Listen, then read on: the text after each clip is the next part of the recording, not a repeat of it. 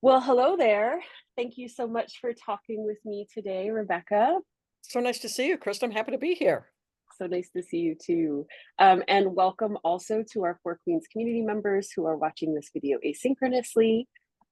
Today, I'm going to be interviewing Rebecca Brown, who is a beloved mentor and friend, a friend of Four Queens, and the author of many award-winning books, including short stories, novels, essays. Most recently, Rebecca published You Tell the Stories You Need to Believe. This is the most recent publication, which I believe was early in 2022. Do I have that right? 2022. Yeah, correct. Yeah, early in 2022, a gorgeous collection of essays and thoughts. Yes. So thank you so much for being with us today, Rebecca, in this interview series about autobiographical experiments. Thanks, Kristen. So my first question is if you would just tell me a little bit about your art making practice and about what drew you to those art forms or what keeps you in those art forms. So of course you're writing, but we've had some recent conversations about this like post-retirement, different projects and different creative projects you've been inviting into your life. So for any of those art forms, I'd love to hear about what you've been making and what's been drawing you to those forms. hmm well, I've written ever since I was a little girl, like in Mhm. grade school, and always wanted to be a writer. And then that was my primary mode, um, certainly in terms of my passion, my activity for Mhm. many decades. And then for within that time, several decades of that, it was also my mode of employment around teaching writing and teaching literature and sometimes actually being paid for my work. Um, and then I retired from teaching, fully retired almost 2 years ago. I had taught at Goddard College, as you know, Mhm. for almost 20 years and left them several years ago. And then I worked locally at the University of Washington at Bothell, where I live near Seattle, for almost 10 years and left them a couple years ago as I approach 70. So I'm like living the dream here. Anyway, Yay. um, so partly retirement has meant I get to spend time with literature just that I choose to spend time with it. I'm not working on it for a class or a syllabus or something like that, or working on reading something with students or reading student manuscripts. So my reading has opened up. Um, and I had this idea that I do lots of writing, but then I thought, actually, the sort of the oomph I had to write earlier in my life from, my first book was published in 84, so 40 plus years ago, 50, 40. Um, and that sort of urgency and the passion to make work, and I needed to write and I wanted to get published. That I don't have that urgency anymore. But I do have occasional pleasure in writing, and the kinds of writing I'm doing now are, for example, a couple weeks ago, I was asked to participate in an event at a gallery that was showing work about animals, and so they invited some people to make some work about animals. So I wrote a piece about an encounter I had with a turtle. And then this year, early on, I took a zine making class at a place in Seattle called Common Area Maintenance, and I loved being a student again, and I loved being like the grandparent age of my teachers. Um, and I also took with a friend of mine who's also in his 60s and a writer, a friend of Matthew Stadler, and he and I were students together. So it was so fun. But I learned how to make a couple of zines. I loved working with my hands and being given assignments. Um, and so my work now is generated um, less with me having a big book goal in mind and more in sort of engaging with community and smaller. And therefore, the projects are smaller, right? I'm not writing 200 pages, I'm writing 5 pages. And I find it very satisfying. Um, and having said that, there are a couple of book projects I'd like to get done rather than not done during my life. So that's kind of where I am now. Yeah. How exciting to hear about the shift of intention, the shift of focus. around writing and art making for you in the last few years? I mean, I can make it sound good, but it's definitely been like years of real it's like a major change in a relationship. And anytime you have Mhm, a major change in a relationship, it's hard, right? It's mhm, kind of like um I was like, am I writing again? Am I not? Who am I if I'm not this kind of writer? Who am I not if I'm that? Who am I if I'm not that? Um and and just like you can't invent passion, right? You can't invent urgency. And the idea of like, oh, I have to write or I'm going to, or I'm like, just physical, spiritual energy going into it. Without that, you're like, well, what do I do? And then it's like writing can be something different. And that's kind of where I am now. I'm gonna be try I should I'm gonna try to find my little zine to show you. yeah, Okay, would love so it. okay, talk amongst yourselves while I look for my stuff. Um, Absolutely. thought of this, but I didn't, did I? Oh, anyway, I can't find it. I should have thought. Anyway, my zine is like really cute, and I actually did a couple of them. But I You love sent having me a like, copy of one of them, and I wish I could pull it out to show it, but I actually just lent it to Samantha, so it's upstairs in her studio because she well, wanted to read it too. oh, okay, well, ours is in the anyway. But anyway, so I didn't think that through. But I do love just having other modes, right? And also Mhm, engaging with, I mean, people that are literally you know, 40 years younger than me, teaching mhm, me stuff. And I'm like, what are you reading? What are you thinking?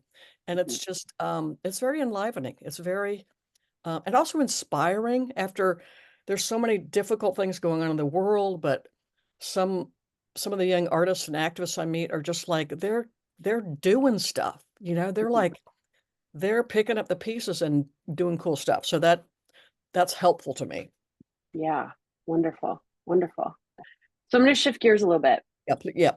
and I want to ask you about how you approach the concept or the idea or your own ideas of the experiment in your work. I was in earlier interviews, I will admit that I was inserting my own idea of how I define the experiment or think through the experiment, but I've come now that this is my fifth interview. I'm like way more interested in what other people's ideas are about how you think about this idea of the experiment in your work. Boy, I almost don't even know where to start, but part of the experiment is just like starting, right? It's like, oh, I'll dive in. I don't know what's going to happen. It's like, how do you know if something's going to be a story or a poem or a memoir? It's like, I don't know. I just do it and then I look at it afterwards. Hmm. So, so I guess I could talk about that in relation to a little bit to what we were just talking about. Hmm. Like, um, I went into teaching to make a living and to be around writing.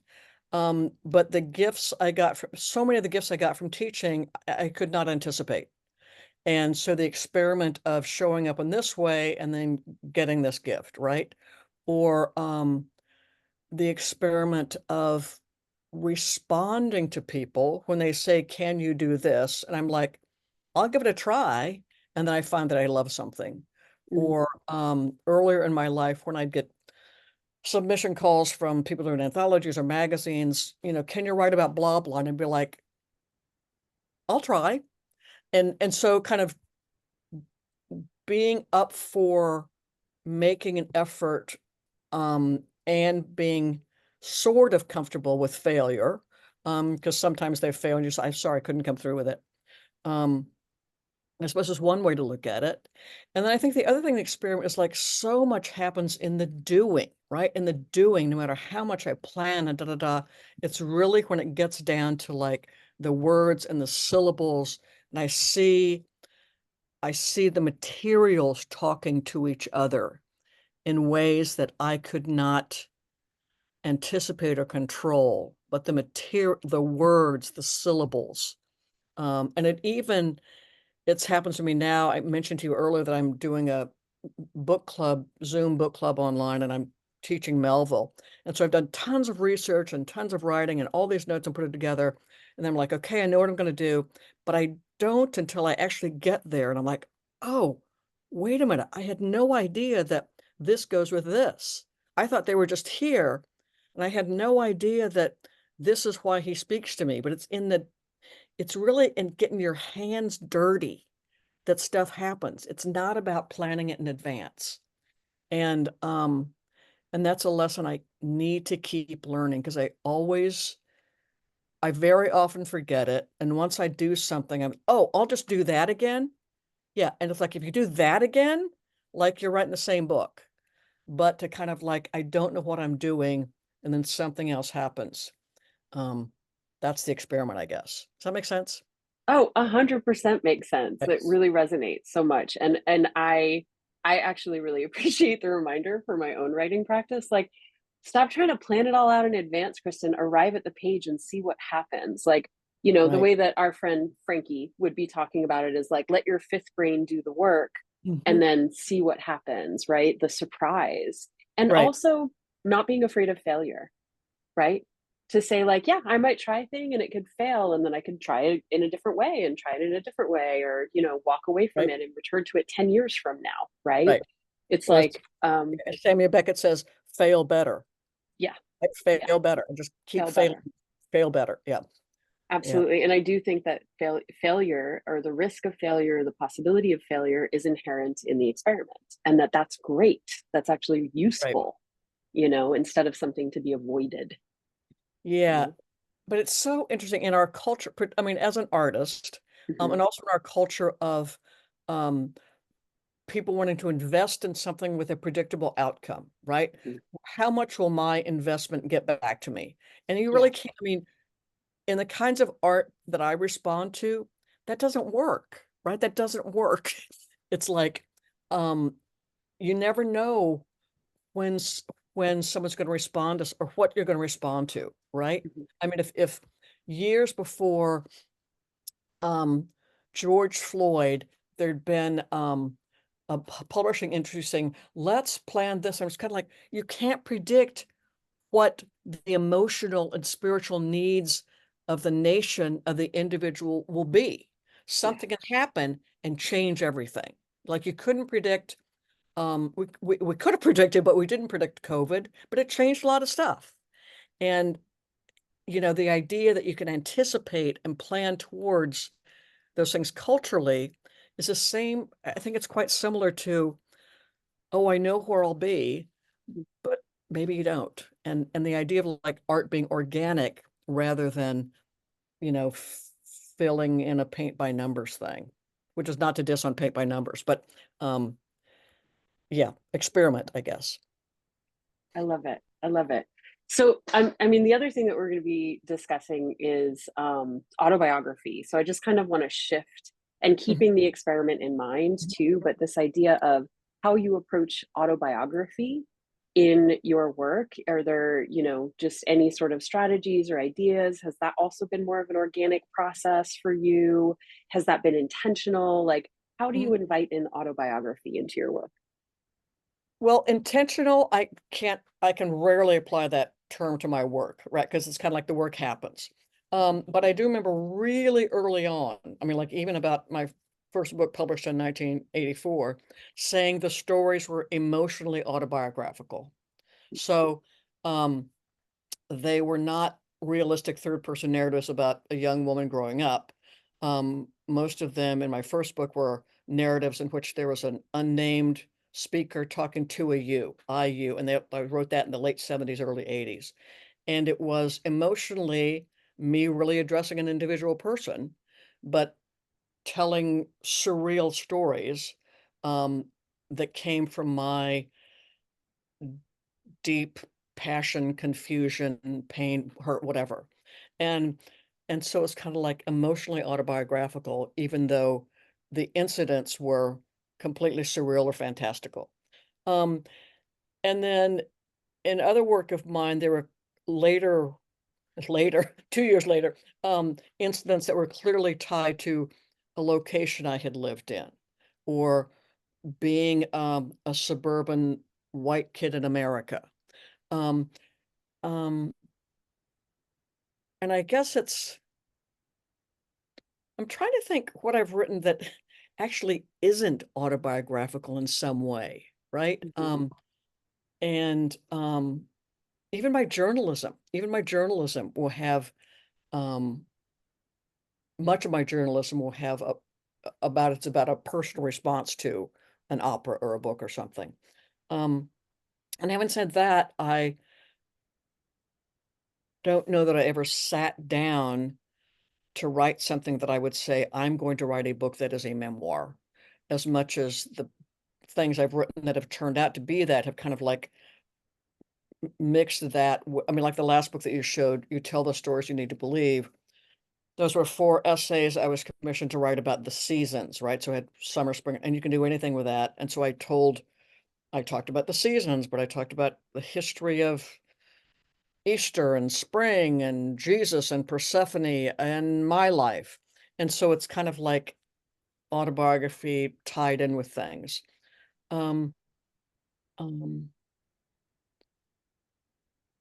Do you yeah, mind if I ask about a particular book? Would that be please okay? do. Please do. Yeah, Yes. I'm thinking about, so often I get questions from students along the lines of like, how does one find the bravery to write about a difficult, a difficult experience? And so I what often comes to mind is your excerpts from a family medical dictionary, right? It doesn't get much harder than the experiences that you're writing about in that book. And I'm wondering about what brought you to that project in particular, if you feel like responding to that. Sure. Yeah, sure. So that book, Excerpts from a Family Medical Dictionary, was a book about my mother's death, and helping her die in her last 6 months. She was diagnosed with cancer. I'm sitting here looking at a picture of her and me and my sister on my desk right now. She was diagnosed with cancer in August and died the following January, stage 4, colon cancer. And I quit my job. I went down to take care of her in New Mexico. Um, and at the time when I was there, I wasn't there full time, but I was there most of the time. And the time when I was there, a lot of people said, "Oh, we should write about this." And I'm just like, "You're out of your effing mind." I mean, writing is one, it's a job for me, and two, I don't want to be thinking about this like, "Hi, mom. Oh, that's interesting." That kind of thing. So I was with my mother. She was dying and doing essentially home care work with her because I'd done home care in the past and she trusted me to do it. Um, but then after she died, um, there were people in my family that were like, well, what happened? Like what happened? And so I started writing these little things for Aunt Harriet and Uncle Tim. Um, and um, and then partly was just grieving and I kind of just writing these memories. And then uh, so I started off writing it for them. And then when the book was done, um, my wife Chris has some friends who are small press bookmakers, and they like literally cut the paper, folded it, um, melted the letters through 19th century machines, hand set it. So it was like they're like hardcore beautiful bookmakers. Anyway, so with them, I talked with them and we raised money to make some copies of this book. And then it was like, you know what, this is a book, we'll make more copies. Anyway, so so the difference between going from not writing about my mother while she was dying, to wanting to write stuff for my family, to thinking, oh, I'm going to make a book, to oh, I'm going to make a book that more than just Uncle Tim and Aunt Harriet and my siblings can read, was a experiment, you know. Yeah. Um, and then and again, just formally, I mean, it's called Excerpts from Family Medical Dictionary. I remember one time I was um uh at a junk store and I was doing a lot of what I called cut and paste then, which now is called, what's it called now? Erasures. Anyway, but I did tons of cut and paste and painting on books and da da da. And I picked up a book. It was like a Time Life book called Family Medical Dictionary. And I opened it up and all these like pictures from the 70s of families and da da da. And I picked it up and I saw these definitions of words. It was like, oh, oh. And then I bought the book for like a nickel and came and cut out definitions. And I was like, oh, what am I going to do? And that's how I got the form of the book. But it was like just happenstance buying a book for a nickel. It was like, oh, this is excerpts from a family medical dictionary. So that again, that's an experiment. That was at a store and I picked that thing up. Yeah. Yeah, thank you so much. It feels so generous and so useful for you to actually share with folks. Like, and here's the journey, right, Right, of the experience to the book right. object. Yeah. Had no Here's idea what the I was starting to do. No idea what I was starting to do. right, And every step right, was just like, okay, whoa, whatever. Yeah. And then at some right. point, very conscious about how do we make this beautiful. Hmm. Um, and that's And where, it is so yeah, beautiful. it's a beautiful, beautiful It's book. Yeah. such a beautiful book. It's such a beautiful book. Um, okay, see, this is one of those moments where I'm like, this, I would like to talk about this for 3 more hours, but I am going to ask my final question. So this will be our last question. Thank you. But just shifting gears a little bit, Rebecca, I'm wondering if there's anyone that you are really inspired by or admiring of these days that's working in the experiment, autobiographical experiment, autobiography, in any genre, in any art making form. Doesn't necessarily have to be a writer, but is there anyone that comes to mind where you're like, this person has been doing some really interesting things with this idea of autobiographical experiments these days or in the past? Not even going to be somebody who's making right now. Um, God, this is so goofy, but before you put the tape on, I told you I'm doing this Melville course now. I'm teaching this Melville Yeah. course. And very controversial writer for all sorts of reasons. But the more you get to know his work, the more Mhm. autobiographical it is, and the more sort of consciously he used his own stories and he invented stuff, and he always had an eye on politics. I mean, like his novel White Jacket is a jacket a sailor wears, and and in that book written about one of his journeys, there's a lot of flogging going on, and Mm, like sailors are flogged and they're flogged to death.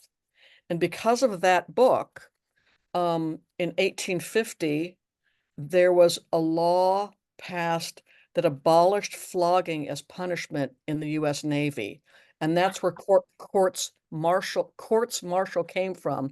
You don't punish by flogging; you punish by going to the court martials.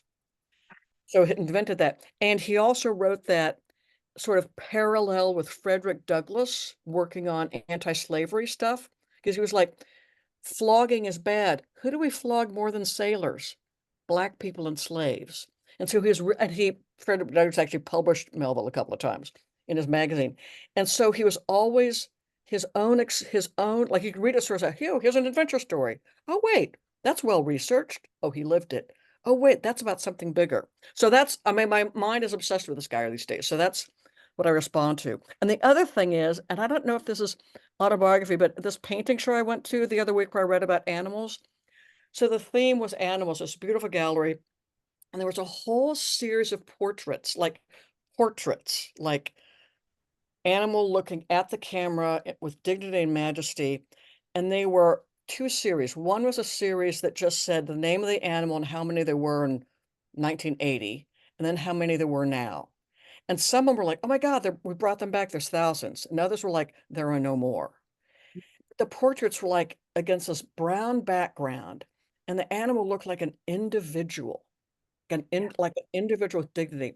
And this thing of like seeing the self as an individual, but also as part of something bigger, right?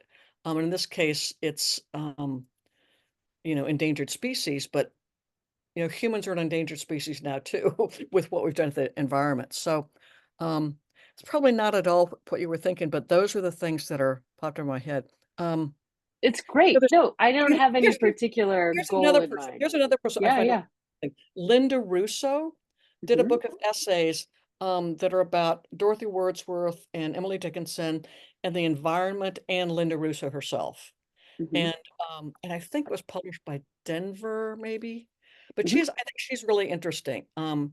And uh yeah, seeing Dorothy Wordsworth, Emily Dickinson, the environment, and herself as a contemporary white woman living in Eastern Washington, and that kind of autobiography, not just as the self, but the way that Melville did it too, right? So, Yeah. yeah. I really appreciate all of those artists that you touched on. But in particular, I feel like there's what I'm hearing from so many writers right now is like how do we continue to do our good work and also make sure that our work is a reflection of the times, right? And it Yep. sounds like Melville is just an incredible model for us right now to return to Yeah. in these ways, Yeah, you know? not a perfect person, but he was so aware of economic issues like in Bartleby and the Hmm. oppression of poor people in New York, Hmm. and so just aware of race issues and just because he traveled around the world. I was like, why does America still have slaves? Hmm. And he met, black sailors, like, why can they be here but not there? Just like that kind of stuff. What can not, Yeah. yeah. So I don't want to reduce him to um a poster, but the complexity of human passion and the environments in which we live, and what is our job, whether it's teeny, like saying one good thing to one person, or raising a kid well, or whether it's like running for office or knocking on doors, or whether it's planting a garden. Um, Yeah. what's our job? Yeah. Yeah. Yeah. I think we should end there. What's our Okay. job? Yeah. Thank you Okay. so much, Rebecca. Thanks, Kristen. Great to see you as always, and thank you for everything you've done. It's just been a joy and an inspiration to see you over Thank the you. years come into this amazing work in so many ways. So Thanks. Well, I had really good mentors leading me, so there you go. thank you.